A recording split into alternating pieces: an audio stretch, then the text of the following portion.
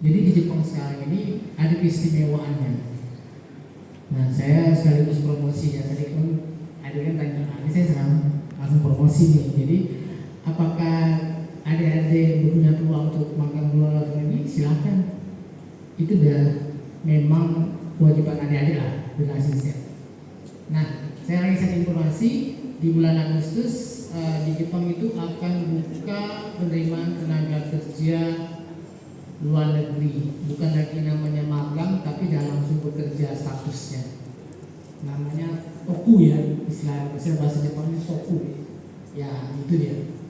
Nah, di bulan Agustus, jadi targetnya itu ada sekitar 5.000 tenaga kerja akan masuk ke Jepang karena orangnya sudah pada tua-tua. Jadi jadi beruntung kita nih, orang Jepang sudah pada tua-tua nih, anak-anaknya yang istilahnya yang bola itu udah, ya mungkin adik-adik bisa membaca website ya, bahwa sekarang ini susah mendapatkan generasi muda di Jepang. Jadi mereka buka peluang, artinya bisa membantu mereka ya dengan upah yang kata Bapak tadi nilainya tinggi. Nah, jadi kalau ada ini nanti udah wisuda di bulan Juli, nah siap-siaplah, ataupun nanti misalnya di Oktober, nah, tahun depan Agustus langsung ke Jepang ya. Terus kalau ada yang mau tahu LPK di website itu ketik nanti data SO ya, di website itu data SO. Nah, data SO itu ada bisa melihat lembaga pelatihan kerja mana yang mendapatkan izin dari kementerian yang ada bisa masuk untuk bisa ke luar negeri ya. Nah, ya itu, jadi LPK namanya itu LPK dalam standar Screening Organization, artinya SO. Nah, ada yang bisa ketik, kalau misalnya ada HP sekarang tidak di Google itu data SO. Nah, itu lembaga yang diberikan kewenangan oleh Kementerian Tenagakerja untuk bisa menempatkan adik atau magang ke luar negeri. Selain data itu nggak bisa, jadi perlu hati-hati. Di sini di kantor hanya lembaga Borneo, LPK Borneo. Oke, mungkin itu dari kami kembalikan ke panitia. Terima kasih. Kalau mau. Nah, jadi itu ya. Jadi setelah magang nggak habis gitu aja. Bisa reentry, masuk lagi, atau jadi tenaga terampil, atau kerja di perusahaan Jepang yang ada di Jakarta, kota besar di Indonesia. Iya. Boleh ya, Pak. Jadi seperti ini, misalnya ini kemarin saya sama, kemudian akan bekerja di Jepang selama 5 tahun. Nah, setelah 5 tahun, apakah dia boleh perpanjangan sama statusnya magang atau memang harus jadi lain status, Pak? Apa boleh langsung perpanjangan? Kalau 5 tahun ini masa maksimal magang, dia harus ganti SSW. Karena dia kalau tes N4 pasti lolos. Bahkan beberapa perusahaan Jepang kalau magang udah 5 tahun nggak perlu N4. Pakai sertifikat magang itu, tinggal ngambil sertifikat kompetensi skill Jepang. Udah. Bahkan bisa jadi perusahaan yang memberi langsung sertifikat, dia langsung bisa aja sesuai di sana sebagai tenaga terampil. Kalau udah 5 tahun ya, udah expert ya. Tuh. Dan ditawarkan jadi warga negara Jepang. Itu ya kayak gitu. Jadi tadi pertanyaan siapa yang baju biru? Esensial.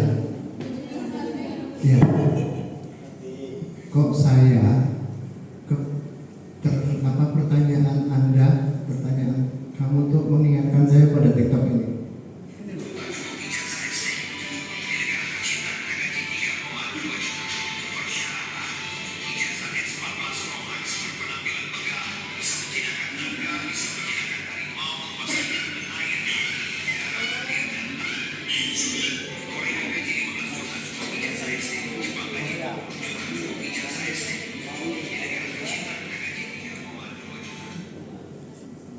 Saya langsung kebayang TikTok ini, Pak. Karena di pertanyaannya adalah betapa sulitnya cari kerja di Indonesia, gitu, kan? Nah, jadi seperti ini. Kalau saya melihat, saya beberapa kali berjalan ke luar negeri, beberapa kali ke Malaysia, ke Singapura, kemudian kita bandingkan dengan ke kita, kalau orang Indonesia, kita bekerja di Indonesia, kemudian Anda belanja di Burma sana, Anda belanja di Vietnam, kita terasa seperti orang kaya. Kenapa? Karena nilai rupiah itu lebih tinggi daripada mata uang Burma, Vietnam. Nah demikian halnya, kenapa gaji di sana kok gede banget di Korea?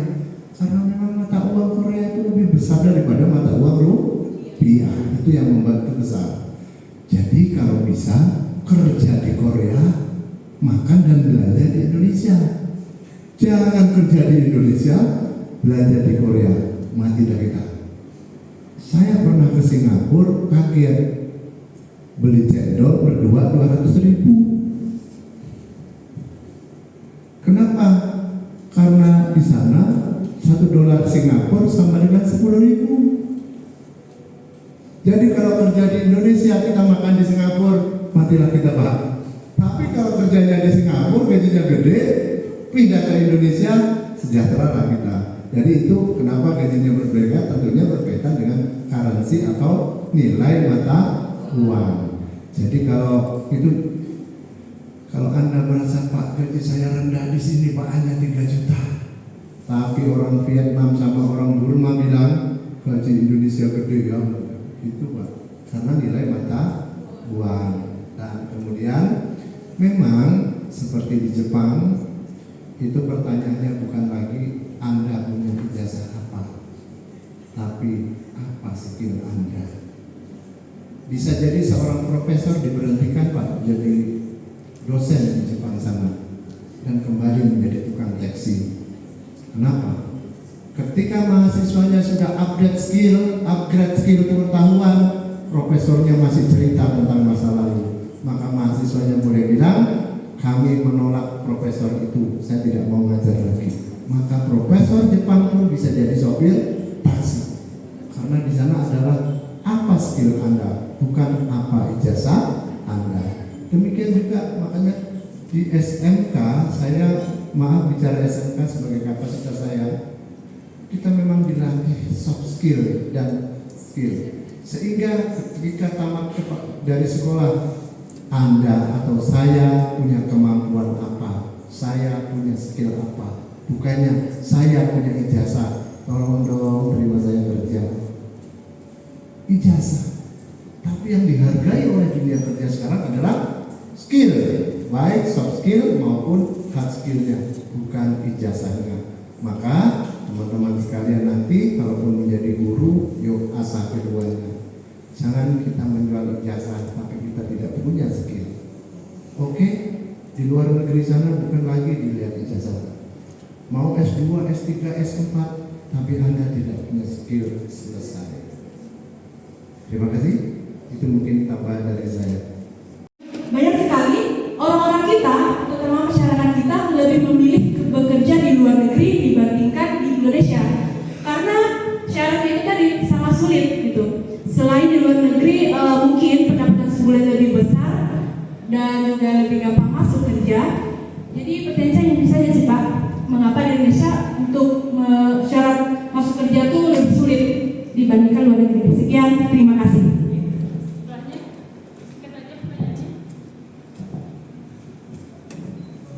Baik, perkenalkan nama saya Kristensia. Menemukan anak-anak generasi Z.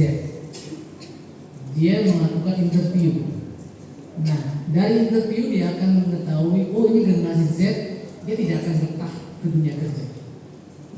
Itu hasil dari saya melakukan riset ataupun melakukan monitoring ya. Kalau kami menanggalkan kami sampai monitoring ke perusahaan. Nah, ketika dia melemparkan lowongan pekerjaan ke pabrik yang datang itu adalah generasi milenial dan Z, apalagi ke dunia IT, perusahaan akan sangat-sangat teliti.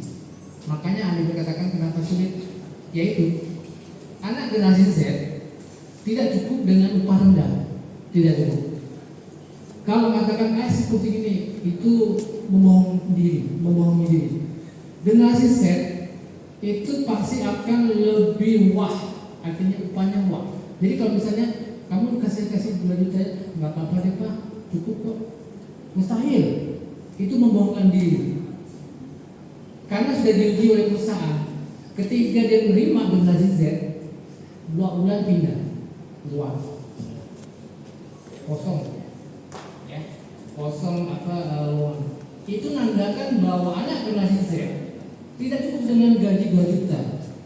Lain dengan kami generasi boomer, kamu 2 juta ya, ya udah. Kami bertahan sampai pensiun atau sampai di PHK. Itu generasi boomer, ya. Nah kalau adik-adik ini mungkin sering membaca di internet bagaimana tingkah laku anak generasi Z, ya begitu. Nah, jadi kalau misalnya, oh saya bisa nggak kembali ke generasi boomer? Nggak mungkin. Nggak mungkin. Kenapa? Adik sudah dihantui oleh IT. Nah dengan dunia IT itu daya ingin membeli sesuatu itu tinggi. Kalau kami tidak ada hal itu, pokoknya nggak beli gini ya udah. Jadi HP-nya hanya sebagai lintasan angin gitu. Tapi kalau generasi Z dia akan berkomunikasi terus. Mohon maaf, jadi kadang-kadang kita punya anak kita kasih kamu 100.000 1 minggu ya, nggak cukup lah, harus lebih. Nah itu dari situ maka saya katakan anak generasi Z itu sulit diterima karena dia punya perilaku atau skillnya dia ingin naik gaji upahnya. Itu yang dikeluhkan oleh perusahaan. Jadi betul, kenapa sulit di Indonesia? Karena permintaan gaji itu tinggi. Maka di Jakarta itu ada istilahnya pekerja freelance. Nah dari perusahaan A ke perusahaan B, dari perusahaan B ke perusahaan C, 1 hari bisa dapat 10 juta, 2 hari itu di freelance. Nah bayangkan itu di Jakarta. Makanya kalau di Jakarta, kalau misalnya adik-adik kenal di Jakarta, misalnya termasuk 2 bulan bisa punya mobil itu, jangan heran. Nah sekarang kita di Pontianak sudah seperti itu. Nah, perusahaan kita yang ada di Kalbar nggak mampu, belum mampu. WHW sebesar itu belum mampu menerima pekerja freelance. PT Bay belum mampu, sebesar itu belum mampu. Nah, gitu. Perhotelan belum mampu menerima pekerja freelance, karena pekerja freelance itu dari 2 juta 10 juta itu udah standar, tidak bisa nolak. Perusahaan yang menolak karena mungkin keuangan. Kalau di Jakarta 2 juta 10 juta itu bisa dapat 1 hari, itu ya. Jadi alasannya kenapa perusahaan sulit, yaitu karena adik-adik sudah masuk generasi Z. Nah kalau adik misalnya mau diterima, saya bukan menartikan mematahkan sifat generasi Z, bukan. Terimalah kenyataan seperti kami generasi boomer. Tapi tentu adik tidak mau kan. Nah kalau kami dikasih 2 juta, kasih misalnya uang pulsa ya 50 bisa sebulan. Tapi generasi Z tidak. Nah itulah problem. Kenapa susahnya di Indonesia? Itulah jawabannya, ya. Karena generasi Z tidak cukup digaji 2 juta.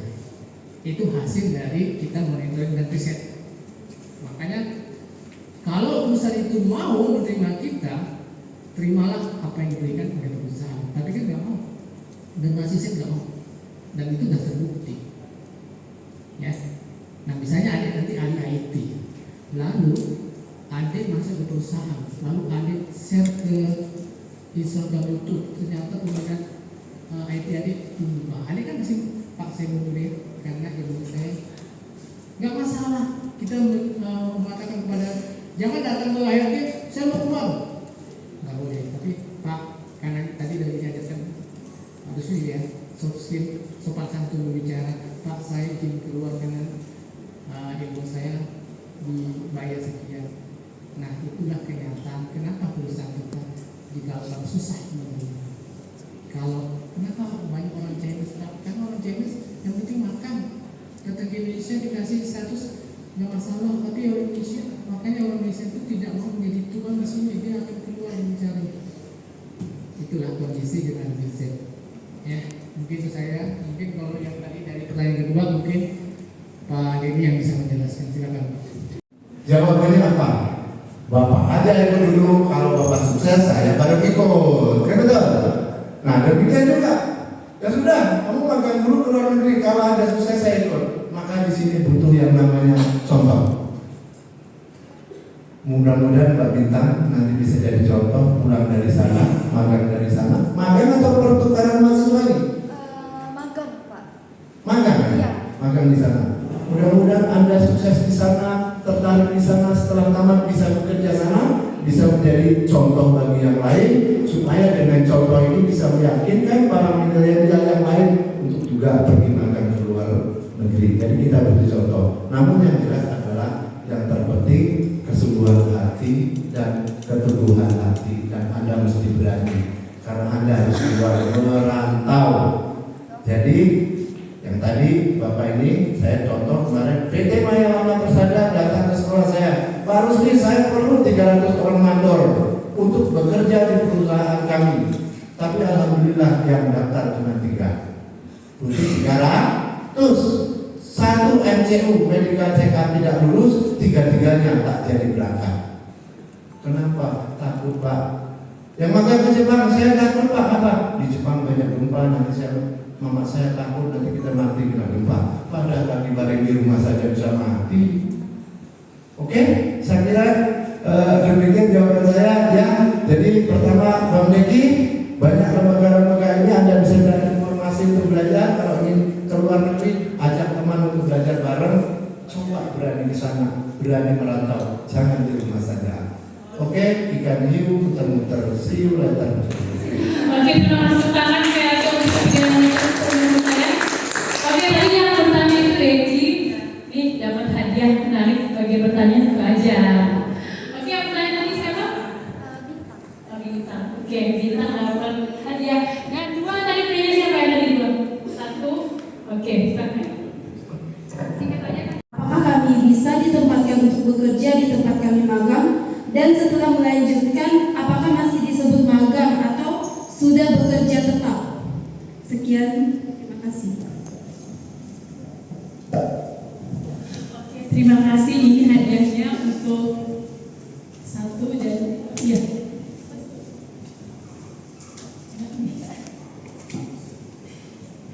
Oke, dan silakan dijawab singkat aja Pak.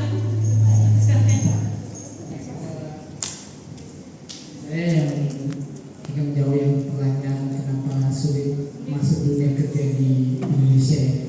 Tapi yang terkait dengan peralihan makan ketiga nanti mungkin Pak Edi. Jadi begini, fenomena kita sekarang di Indonesia ini memang sangat-sangat. Nah, teman-teman, sekian dari diskusi seminar hari ini. Semoga para mahasiswa di sini bisa mendapatkan banyak manfaat, terutama bagi teman-teman yang berkeinginan untuk berkarir ke Anak-anak yang kelas 12 atau yang sudah lulus di tahun lalu boleh bergabung dengan kami. Lembaga kami itu menyiapkan pelatihan. Kan tadi kan mau ke Jepang, skill belum punya, bahasa Jepang yang tahu cuman sayonara, gimana